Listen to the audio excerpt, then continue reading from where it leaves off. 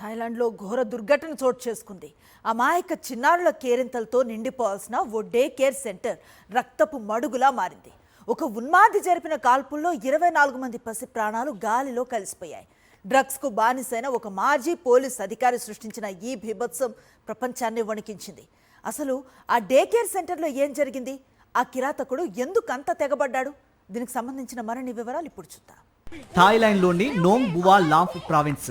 అప్పటి వరకు ప్రశాంతంగా ఉన్న ఆ ప్రాంతం ఒక్కసారిగా తుపాకీ పేలుళ్లతో దద్దరిల్లిపోయింది. ఉతాయ్ సవాన్లోని చైల్డ్ డెవలప్మెంట్ సెంటర్లో పిల్లలందరూ మధ్యాహ్న భోజనం ముగించి గాఢ నిద్రలో ఉన్నారు.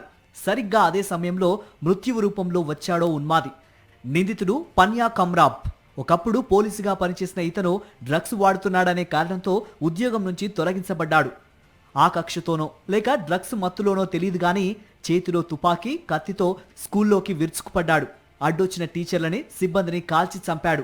చివరకు నిద్రిస్తున్న పసిపిల్లల్ని కూడా చూడకుండా కత్తితో కిరాతకంగా నరికేశాడు. ఈ దారుణంలో మొత్తం 36 మంది ప్రాణాలు కోల్పోగా అందులో 24 మంది చిన్నపిల్లలే ఉండటం అందరినీ కలచివేస్తోంది. రక్తపాతం సృష్టించిన అనంతరం హంతకుడు తన నివాసానికి వెళ్లి అక్కడ తన భార్యను కొడుకును కూడా చంపి ఆపై తను కూడా కాల్చుకుని ఆత్మహత్య చేసుకున్నాడు.